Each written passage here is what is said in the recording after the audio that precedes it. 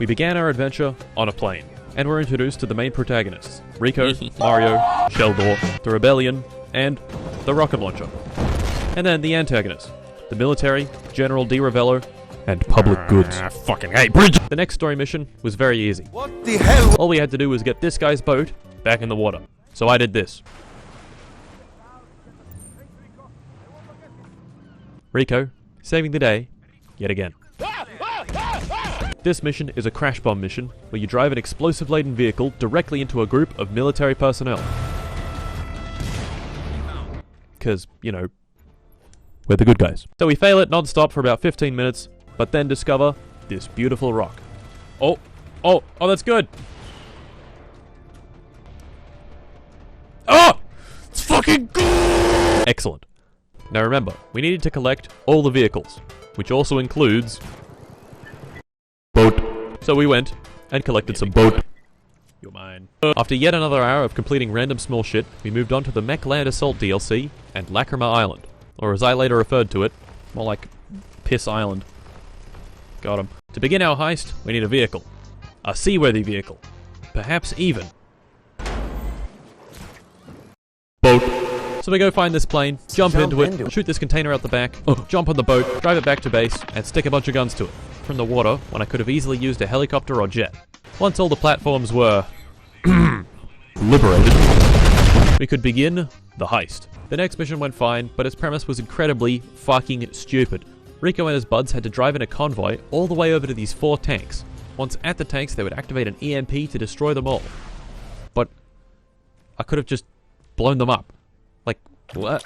So we spent 10 minutes standing on the top of a car while it slowly and painfully drove to something I could have just flown to and destroyed. Dumb mission. Now, the Just Cause series isn't known for its realism, but they are very, very loosely based on a real-world operation by the United States called Operation Just Cause. Of course, in real life, there wasn't some guy flying around in a wingsuit performing guerrilla warfare on behalf of the US government. At least as far as we know. But it was a real operation. Quick history lesson. All the way back in 1914, the US had just finished building this lad, the Panama Canal, which allowed shipping traffic to go from here to here, rather than from here, and then all the way around here. As one can imagine, it was quite strategically important. Fast forward a few decades, and our boy Jimmy signs a treaty with the de facto leader of Panama, military dictator General Omar, which would grant Panama administrative control of the canal by the year 2000. Well, isn't that nice of him? It had some conditions, however. 1, they could keep their military bases there, and 2, the canal would remain open for American shipping. But then, our boy Omar died, and was replaced with another military dictator, General Noriega. Now he was a bit of a naughty boy. Relations between him and the US started off well, but quickly worsened, which wasn't helped by him being connected to drug trafficking. The US didn't like this.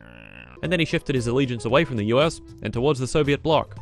The US didn't like this. And then he lost an election and went, nope.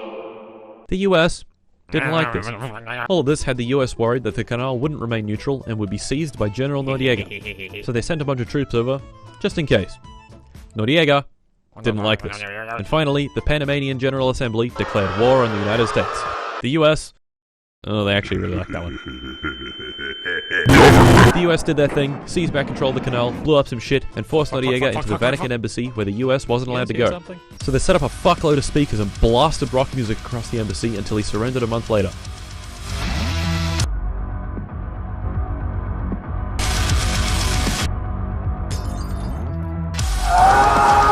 The UN was all like, no, don't do that, and concluded the invasion was, quote, a gross violation of international law. Abdul would be so proud. Nice. Speaking of nice. Hey, boys! Funny number. Next great challenge was this. A boat.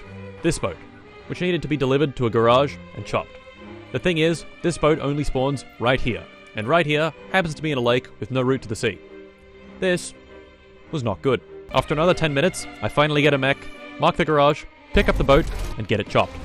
And I only wasted 15 minutes. Deep vein thrombosis, DVT, occurs. Oh my god, it's that easy. It's that easy. It's that easy, oh my god. BAM! That's time, baby! Let's go! And there we have it, boys. Just Cause 3 completed in 20 hours, 9 minutes, and 40 seconds. A new world record, because no one has ever done it before. Believe me, I checked.